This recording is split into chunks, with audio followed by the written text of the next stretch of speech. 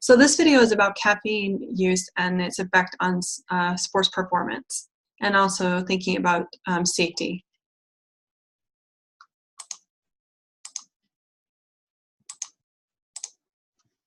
So this is a chart that one of my graduate students actually put together a few years ago, and she gave me permission to be able to use this. I just wanted to give you a reference of thinking about different types of caffeinated beverages and the different amounts of caffeine in them, and how much caffeine you have per fluid ounce. So for instance, something like a 5-hour energy drink, at least at the time when the student put this together, 2 fluid ounces gave you about 138 milligrams caffeine. And if you really look at this, what she's done is she's actually ranked these by the most caffeine per fluid ounce to the least.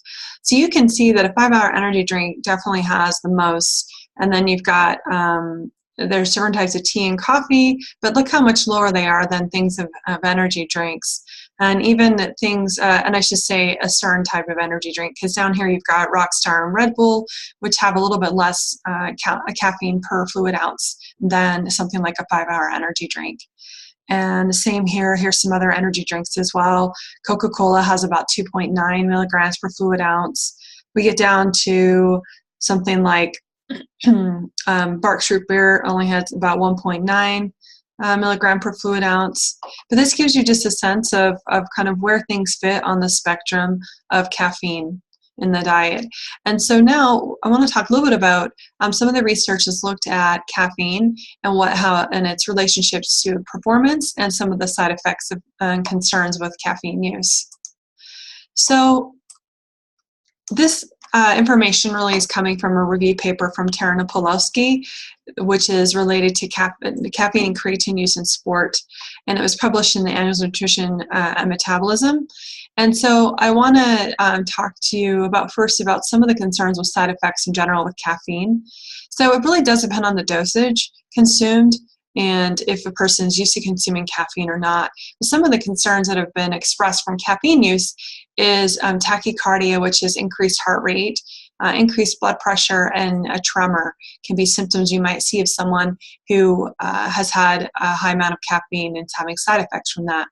So in this review paper, they really suggested that they're looking at the studies. When they looked at studies of athletes who were coffee drinkers, they really found that habitual coffee consumption, meaning 3 to 8 cups of coffee per day, really was not related to adverse health outcomes.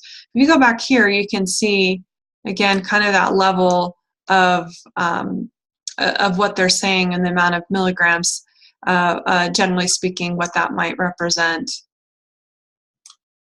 So the one thing I want to mention, though, because on the flip side, there have been reported cases in the news of deaths that have come about from athletes who were using pure caffeine or really, really high doses of caffeine, and especially, or having multiple caffeinated or energy drinks that have high amounts of caffeine. And especially I've seen a lot of the reports with teens, or I think most of them have been teens, but we also would have concerns if someone else who is a young adult or older is getting too much caffeine and having these symptoms. This tachycardia or increased heart rate really could potentially lead to death. So there was a report, like I said, there's been reports in the last couple of years of teens who were athletes who were consuming large amounts of caffeine in a short amount of time. So whether that were energy drinks or some kind of a pure caffeine supplement, it ended up leading to issues with their heart that then led to heart failure, and they passed away. So this is one of those things where maybe there's not adverse effects of caffeine, and and there has been some suggestion that it can enhance performance, and part of it is because of its ability to enhance alertness, things like that, that it might have some effect. But really, I don't think anyone who is well versed in this kind of area of research would really recommend that individuals seek out caffeine to be able to enhance performance. But I think the take-home message is that some caffeine in the diet in moderate amounts is probably not going to hinder performance. But again, it's one of those things where you need to really make sure that if you're a caffeine drinker and you're also exercise or doing some kind of event, that you make sure that it doesn't affect your performance before you actually get to that event day.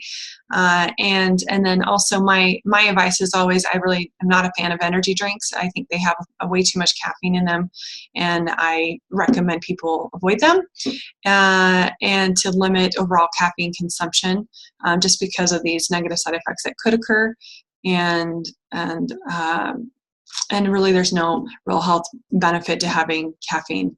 So again, it's one of those personal choices, but like I said, the research is really showing that some caffeine consumption really isn't probably going to be harmful for athletes. So you can just make your own choice. All right, if you have any other questions, just let me know.